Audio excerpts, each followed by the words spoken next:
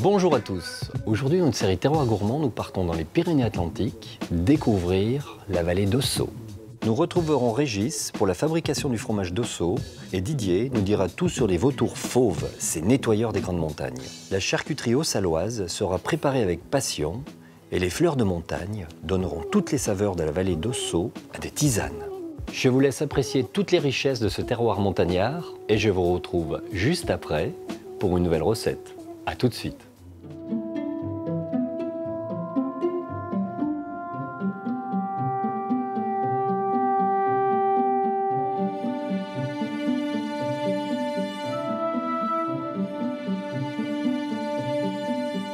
Située dans le département des Pyrénées-Atlantiques, la vallée d'Ossau s'étend sur 50 km jusqu'à la frontière espagnole. Ces montagnes de caractère offrent des paysages denses et verdoyants, surplombés de crêtes enneigées.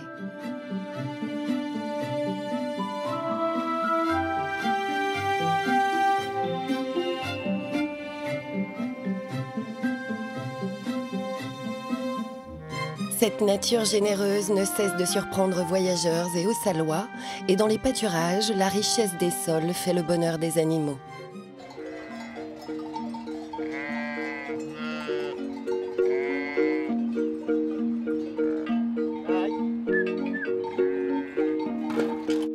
Régis Carrère est éleveur de brebis dans les estives de Broussais, sur la route du col du Pourtalais. Chaque jour, il fait venir son troupeau de brebis du parc de nuit vers le parc de traite. Un berger, ça se lève de bonne heure le matin. On dit 6 heures réveil. 6 heures réveil, on déjeune vite fait sur le pouce. Et ensuite, on commence par la traite des brebis. 7 heures, voilà, à mon poste de traite, où je passe mon troupeau de 130 brebis pour récolter le lait. Les brebis de Régis sont des gasco-béarnaises, une race laitière adaptée au terroir montagnard, parfois humide. Les brebis traites sont uniquement celles qui ont mis bas dans l'année. Il y a deux choses très importantes dans la fabrication du fromage, la transformation du lait. C'est l'hygiène de la traite, la qualité, de faire très attention aux mamelles. Quand le premier jet du crayon sort, il faut bien vérifier qu'il n'y ait pas d'impureté ou de soucis d'infection. Et ensuite, c'est le côté visuel, quoi. On observe beaucoup le jet du lait pour voir s'il y a des impuretés. Lorsque la traite est terminée, Régis lâche ses brebis dans les estives à l'aide de ses chiens. Allez, hop, allez. Elles s'y nourrissent toute la journée avant d'être ramenées vers la cabane pour une seconde traite. Des journées bien remplies pour Régis, issu d'une famille de bergers installée ici depuis 20 ans. Moi, au départ, je ne me destinais pas à faire ce métier-là, puisque dans ma famille, on me poussait à faire des études. Et quand mon père a pris sa retraite, j'ai dit que je voulais faire ce métier-là, voilà, parce que je suis très attaché à mon territoire. J'aime beaucoup ma vallée. Et donc, voilà, il n'y a pas 36 solutions pour vivre dans une vallée béarnaise, hein. Soit on fait du tourisme, soit on vit du bois ou d'autres activités. Mais l'activité principale, c'est le pastoralisme. Et depuis tout petit, j'ai baigné là-dedans. Donc, naturellement, je me suis destiné à être berger. Ici, dans les vallées pyrénéennes, se pratique la transhumance.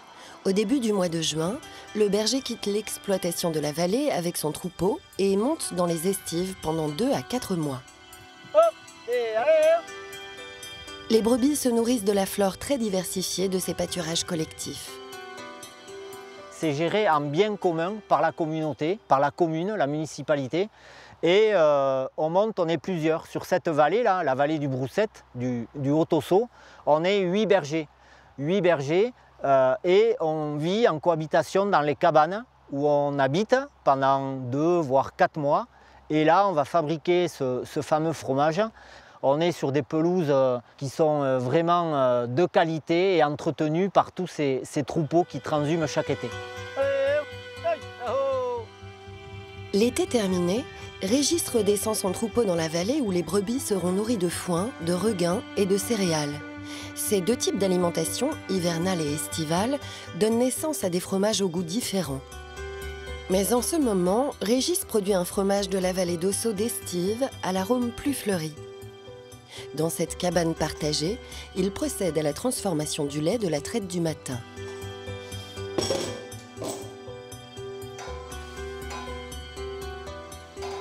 Voilà, 25 litres, c'est parti. Après avoir chauffé le lait de ses brebis, il ajoute de la présure. La présure, ça permet en fait de passer le lait de l'état liquide à l'état solide et de faire cailler le lait. Régis mélange délicatement afin que la présure s'homogénéise avec le lait. Dans 1 heure, le liquide sera transformé en une sorte de yogourt solide. Avec le tranche-caillé, un ustensile traditionnel, je vais découper le caillé délicatement, en petits grains fins, délicatement, pour garder quand même la texture. La fabrication de fromage se fait traditionnellement et ancestralement avec un savoir-faire et des outils bien particuliers.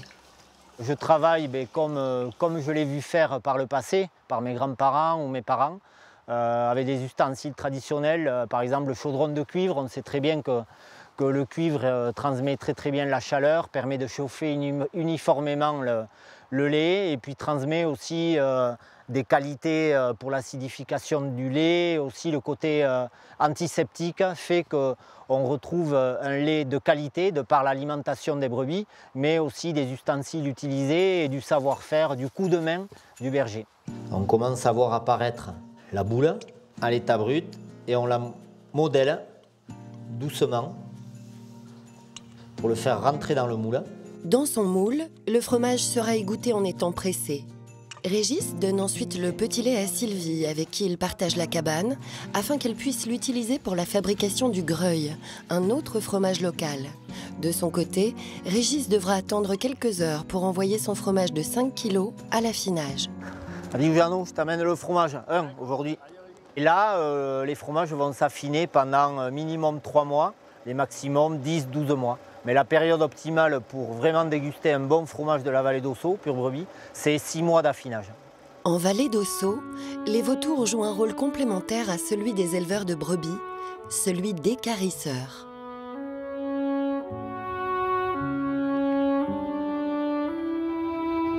Didier Perrusquet, chargé du suivi des vautours au Parc national des Pyrénées, observe les vautours dans leur milieu. S'il ne trouve pas de groupe d'individus autour d'une carcasse, il les attire avec de la viande. Le vautour n'est pas du tout méchant. Quand il est en confiance, il est capable d'être un familier de l'homme. On est loin de l'image du charognard redoutable, de Lucky Luke. On est sur des oiseaux qui semblent presque dressés, mais ce n'est pas du tout le cas. Ces oiseaux, c'est vraiment la nature la plus sauvage qui soit, même s'ils me regardent bizarrement là. L'année dernière, cette placette a été inaugurée à la demande des éleveurs souhaitant profiter de cet équarrissage gratuit, efficace et écologique. Un cycle naturel indispensable à la salubrité publique des montagnes et des campagnes, créant un lien essentiel entre le pastoralisme et l'équarrisseur. Le vautour s'est toujours comporté de la sorte et les hommes se sont toujours comportés de la sorte vis-à-vis des vautours. C'est-à-dire qu'on a toujours éloigné, déposé dans des sites propices la mortalité qui survenait dans les élevages. Sur le Piémont, ou comme en Espagne sur les coteaux, on a des sites où les éleveurs déposent pour les vautours l'équarrissage. Équipé de ses jumelles, Didier scrute la montagne pour observer ces grands charognards de 2,50 m d'envergure. Appelés vautours fauves pour leur couleur ou vautours lions pour leur collerette, ils se déplacent avec aisance par tous les temps malgré leur poids. Pour effectuer ce travail minutieux et quasi quotidien, Didier répertorie toutes les données dans son carnet. œufs, poussins, premier décollage. Un moment de plaisir pour Didier. Pour moi, le vautour, c'est une vieille histoire et qui date de ma jeunesse, quand j'étais fils de berger, que j'étais berger moi-même en montagne et où j'ai pu les rencontrer au détour d'un chemin, où ils m'ont surpris par leur taille et puis par le côté mystère. Et c'est eux qui m'ont de suite entraîné à aller voir plus loin. Et c'est eux qui m'ont ouvert les portes un peu de l'autre monde, si on peut dire. Didier essaie d'obtenir tous les paramètres démographiques. Grâce à ses observations, il recense les populations. La vallée d'Ossau abrite 140 couples de vautours et 70 jeunes décollent tous les ans. Après la guerre, les années 60 connurent une baisse de l'effectif du vautour fauve qui serait due à l'usage de produits vétérinaires toxiques. Aujourd'hui, les produits sont plus contrôlés, l'espèce reste vulnérable mais en bonne santé. On n'a pas de projet d'accroissement de la colonie. La colonie est en équilibre par rapport aux ressources naturelles, par rapport à l'alimentation qu'elle trouve donc à proximité. Par contre, je crois que le projet vis-à-vis des vautours, c'est de travailler son image, c'est-à-dire l'image auprès du grand public, c'est faire aimer les vautours, si on peut dire, et ensuite aussi recréer le lien nécessaire entre le pastoralisme et les vautours. Des projets comme la placette d'équarrissage de Bielle de Billère devraient, dans les prochaines années, se multiplier et ça serait l'assurance que éleveurs et vautours s'entendent pour le mieux. Les carcasses sont aussi la base de l'activité de nombreux habitants de la vallée d'Ossau, les bouchers charcutiers dont les produits sont typiquement haut-salois. À Louvy-Juson, en fond de vallée d'Ossau, Jean-Pierre Larieux est l'un d'entre eux. Il prépare le galet de Louvy, une tradition familiale depuis 1925. Alors, c'est des cochons qui sont élevés dans le pays de la Dour, c'est-à-dire à 80 km du lieu de fabrication. Les agriculteurs fabriquent eux-mêmes leurs céréales. On est pour le circuit court. La viande est découpée, marinée et hachée. Didier lui donne la forme de galet dans cette cave et l'assaisonne avec différentes saveurs, comme le fameux fromage de brebis de la vallée d'Ossau, un pays qui regorge décidément de traditions. Alors la tradition, c'était de nos ancêtres, c'était de tuer le pelle-porc chez eux, le tue-cochon, on appelait ça. Donc, bien sûr, c'était des grandes familles, il fallait qu'ils passent l'année avec ça. Avec un cochon, ils arrivaient à faire des confits, du saucisson et également la douille bernaise ainsi que le boudin qui sont des plats vraiment très très réputés en vallée d'Ossau. Nous sommes encore un coin de France où vraiment encore ça charcute beaucoup. Jean-Pierre Larieux fabrique ici 95% des produits qu'il vend. Copa, ventrèche, jambon de Bayonne, une gamme variée qui raconte aussi comment ce charcutier s'est aventuré plus jeune hors des sentiers battus familiaux. Nous sommes installés à Louvy-Juson depuis 1925. C'est mon grand-père qui avait créé l'affaire. Ensuite, il y a eu mon père et moi j'ai pris le relais de mon père. Alors, avant, ils étaient plutôt bouchers plus que charcutiers. Mais moi, j'étais plus passionné par la charcuterie. Alors, j'ai fait mon apprentissage à Pau. Ensuite, je suis parti un an également sur Bayonne. Et je suis revenu dans l'entreprise familiale. Après avoir moulé le mélange en forme de galet, Jean-Pierre le laisse en séchoir pendant 3 semaines. La particularité de cette spécialité locale est l'absence de peau.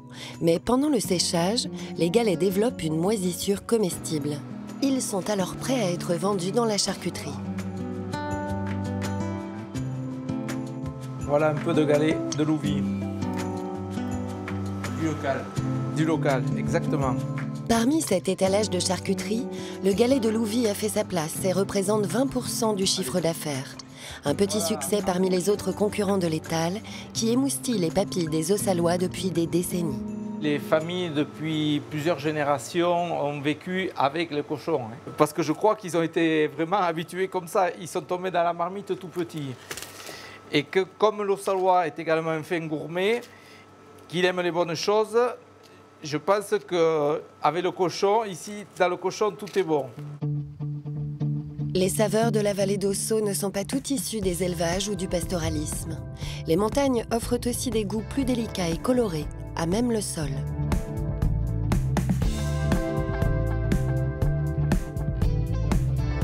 Claire Perrault cueille les fleurs de montagne et les mélange avec ses propres cultures pour produire des tisanes. On va aller chercher la reine des prés en bas. C'est là qu'il y en a le plus. Les Pyrénées regorgent de fleurs typiques comme le lys martagon, l'encolie bleue ou le géranium des Pyrénées. Mais pour ces tisanes, Claire utilise ce qu'elle appelle les simples, que l'on peut aussi trouver en plaine et dans les régions tempérées. Et là, je suis en train de cueillir de la reine des prés. Donc, il y a une très bonne plante que j'utilise dans les tisanes, qui sont très bons, qu'on peut utiliser aussi dans les desserts. C'est une plante qu'on utilise depuis très longtemps. Pour ses effets anti-inflammatoires, diurétiques. C'est de là que sort qu'on a trouvé l'aspirine. Il est plein ton panier. Le mien est moins rempli. Allez, vas-y, allez, verse. Claire a une formation horticole en floriculture. Malgré les conditions parfois difficiles sous les fortes chaleurs et les piqûres de temps, la cueillette représente pour Claire une autre manière de percevoir les paysages. C'est passionnel, hein, et c'est vraiment depuis que je suis petite. Pour les plantes, du coup, j'ai appris, je suis autodidacte, on va dire, dans les bouquins, en discutant avec des gens. Et j'ai vraiment ce truc, j'ai l'œil, voilà. C'est-à-dire que je vois une plante une fois, et même si je ne sais pas le nom, je sais où je l'ai vue, et j'arrive à le reconnaître facilement. Voilà la petite mauve. On va en prendre un petit peu. Elle est belle, hein? Elle est jolie, hein? Dans cette montagne verte, marécageuse et humide, la végétation est exubérante. Mais pour préserver l'environnement, un contrôle sur la cueillette est nécessaire afin de ne pas voir certaines espèces de plantes et de fleurs disparaître. Là, on est dans le parc des Pyrénées, alors donc on ne peut cueillir qu'en dehors de la réserve. Et puis bien sûr, on ne cueille que les plantes qui ne sont pas sur une liste, qui ne sont pas protégées. Par exemple, l'arnica est interdite à la cueillette, donc ne pas la cueillir. Après, il y a d'autres plantes même qui ne sont pas utilisées pour les tisanes, comme les ophrys, les orchis, les petites orchidées. Donc ça, absolument pas les cueillir. Je conseille aux gens, quand ils voient des jolies plantes, s'ils ne sont pas au courant, de prendre des photos, jamais prélevées, quand on ne sait pas. Après la cueillette, Claire rapporte les fleurs dans sa caravane pour la prochaine étape. Allez, au séchage tout le monde. Un peu de lumière, un séchoir pour ventiler l'air, et les fleurs perdent 80% de leur eau en l'espace de quelques jours. Il y a des plantes comme la menthe par exemple qui contient beaucoup d'eau. Donc plus il y a d'eau, plus c'est long. Et les fleurs sèchent très vite. 2 jours suffisent par exemple à la Reine des Prés pour sécher. Claire produit ainsi entre 20 et 30 kilos de plantes séchées par an. Elle se sert dans son stock pour préparer les tisanes dans une cabane en pleine nature. Alors dedans on a de la Reine des Prés, qu'on a cueilli tout à l'heure. Il y a du frêne, voilà, du frêne et de l'ortie et de l'aquilée millefeuille. Aujourd'hui, Claire prépare une tisane qu'elle a nommée la tout en souplesse. Quelques coups de ciseaux et le mélange est prêt. Ces tisanes ont reçu le label Parc National, certifiant la provenance des plantes en territoire pyrénéen. Allez, on verse de l'eau chaude et on laisse infuser 5 minutes. On va la goûter cette petite tisane. Ah, c'est bien, hein, on sent que les plantes sont vraiment fraîches. On sent que ça va faire du bien.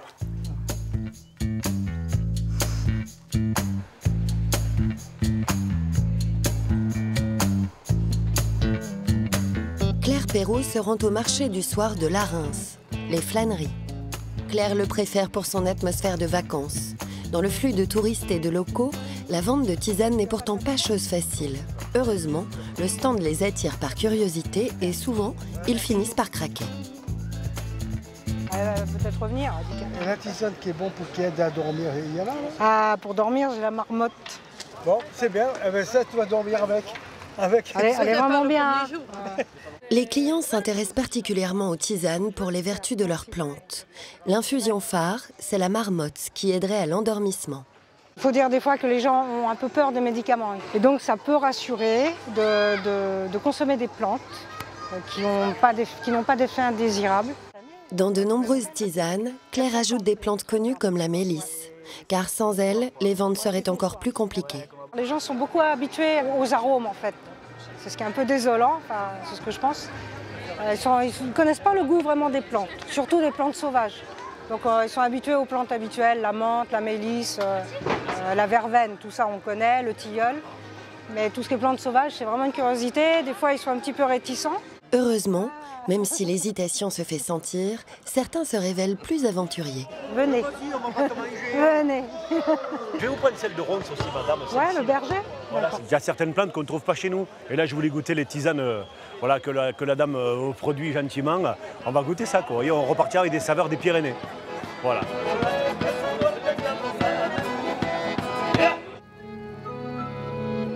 Les fleurs s'adaptent au climat et se retrouvent à différents niveaux d'étagement, de la haute montagne à la vallée, le long des gaves au fil de l'eau.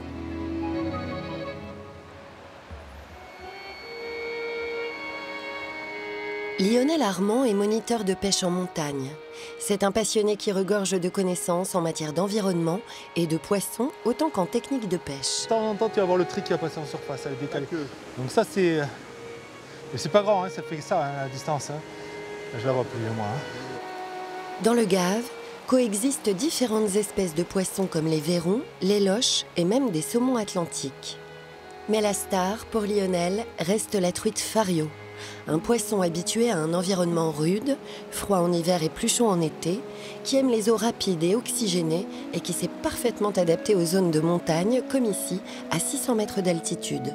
Pour l'attraper, Lionel enseigne à son stagiaire la technique de pêche à la mouche. Pour résumer, l'action de la pêche à la mouche, c'est d'arriver à présenter à une truite, de façon la plus naturelle possible, une mouche artificielle. C'est quoi une mouche artificielle? C'est un hameçon sur lequel on a noué des poils et des plumes et on essaye d'imiter au plus près la forme et l'aspect global d'une mouche qui vient d'éclore de l'eau, sortir de l'eau. Il est aussi possible de pêcher la truite avec les insectes se trouvant dans la rivière comme ces larves de trichoptères. La base de la pêche à la mouche étant surtout de savoir maîtriser un mouvement de va-et-vient de la ligne. C'est la canne et le bras qui travaillent. Toi, tu ne dois pas bouger. Pas de coup de poignet, sans le coup de poignet, sans le coup de poignet. Sinon, tu vas faire des nœuds. Une gestuelle pas évidente qui parfois rencontre quelques obstacles. On va migrer un peu plus haut. On va aller jusqu'à là-bas. J'ai démarré la pêche tout bonnement parce que mon père m'y a amené, parce qu'il était pêcheur.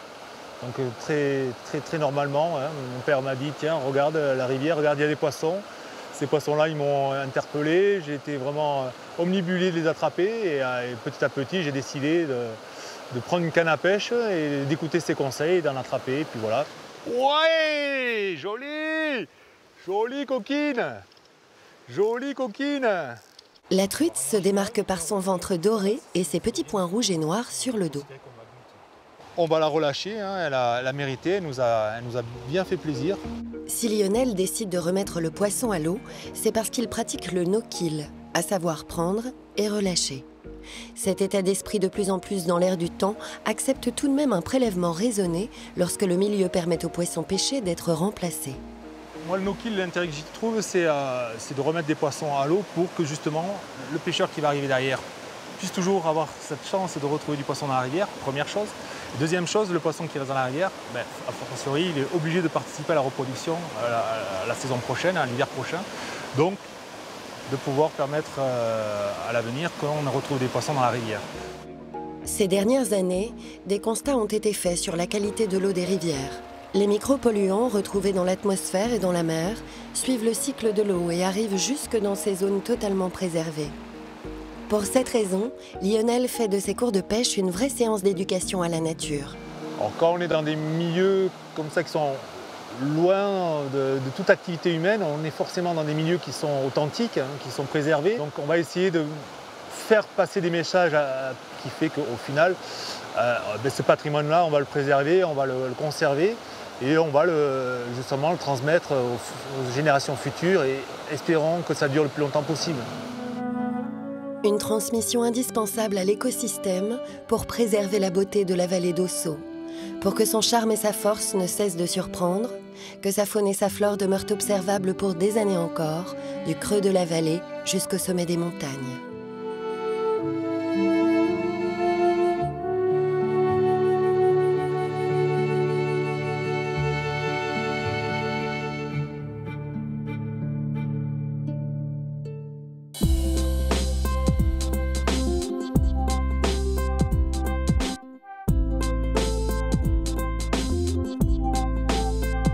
Aujourd'hui, je vous propose une palombe aux graines de paradis. Pour réaliser cette recette pour 4 personnes, il vous faudra 4 palombes, 400 g de graisse de canard, un brin de romarin, un brin de thym, une feuille de laurier, des graines de paradis en moulin. Pour le confit de baie, 35 g de sucre en poudre, 35 g de vinaigre de cidre, 60 g d'oignons rouges, 60 g de carottes, 60 g de fenouil, 75 g de physalis, 50 g de groseille, 35 g de myrtille. Pour le jus de baie, 2 dl de fond de volaille, 25 g de miel d'acacia si possible, 25 g de vinaigre de cidre, 30 g de mûre, 30 g de myrtille, 10 g de groseille, 25 g de beurre. Les graines de paradis aux maniguettes étaient très utilisées au Moyen-Âge. C'est un poivre un peu oublié et avec quelques confrères, nous sommes heureux de vous le présenter. Flambez les palombes, enlevez soigneusement le reste des plumes, levez les cuisses et les filets. Vous pouvez demander à votre volailler de vous préparer votre palombe. Assaisonnez les cuisses et mettre à confire dans un plat avec la graisse de canard, le thym, le laurier et le romarin. Laissez cuire au four 2 heures à 100 degrés. Après la cuisson, enlevez l'os du haut de la cuisse. Pour le confit de baies, ciseler l'oignon rouge, tailler la carotte en brunoise et le fenouil en dés de 3 mm environ. Dans une casserole, faire un caramel avec le sucre et une cuillerée d'eau. Ajouter le vinaigre, puis les légumes et cuire 10 minutes. Mettre les physalis, les groseilles et les myrtilles et poursuivre la cuisson 10 minutes de plus. Saler, poivrer et débarrasser.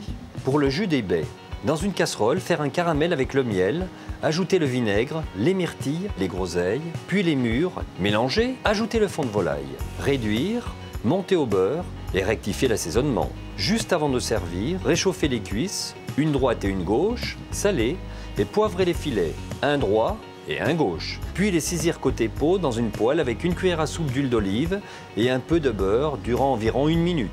Les retourner et finir la cuisson 2 minutes en les arrosant. Réserver au chaud sur une grille.